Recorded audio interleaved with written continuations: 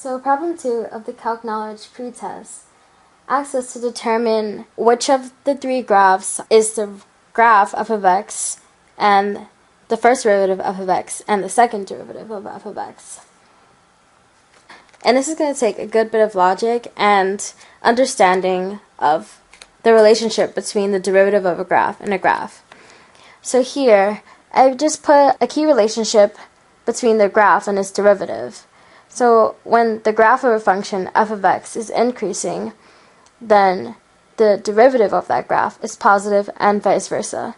And what I mean by that is when f of x is increasing, the derivative of that graph is above the x-axis.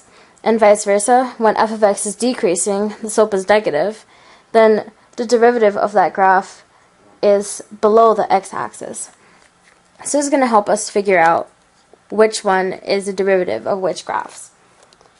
And second derivative is just a derivative of the first derivative.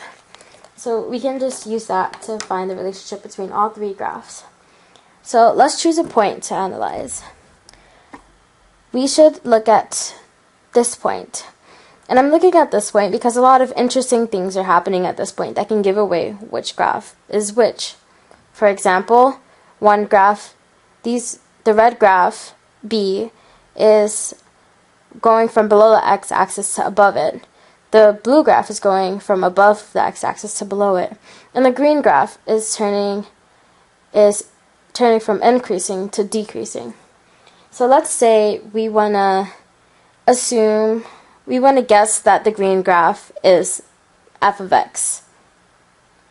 So let's see if it has a first and second derivative.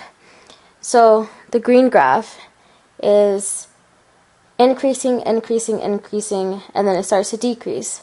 So we know that the derivative of that graph has to be positive while this is increasing and negative while this is decreasing. And if you look at it, we see that the blue graph actually fulfills that requirement. While the green graph is increasing, the blue graph is above the x-axis. As soon as the green graph starts to decrease, the blue graph goes below the x-axis. And now that the green graph keeps decreasing, the blue graph stays below the x-axis. So we can say that the blue graph is equal to the derivative of the green one.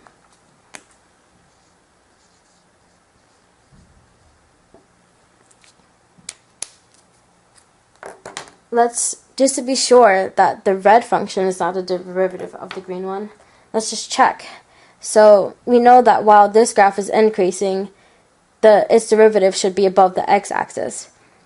The red function is below the x-axis, so we know for sure that the red function is not the derivative of the green function. So let's see if the red graph is the derivative of the blue function.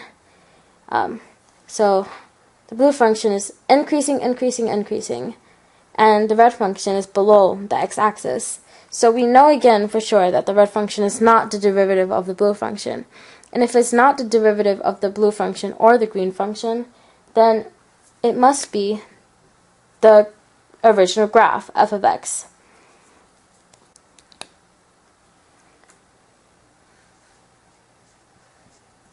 And we already know the order. We know that if the red function is f of x, we know that the blue function is the derivative of the green function.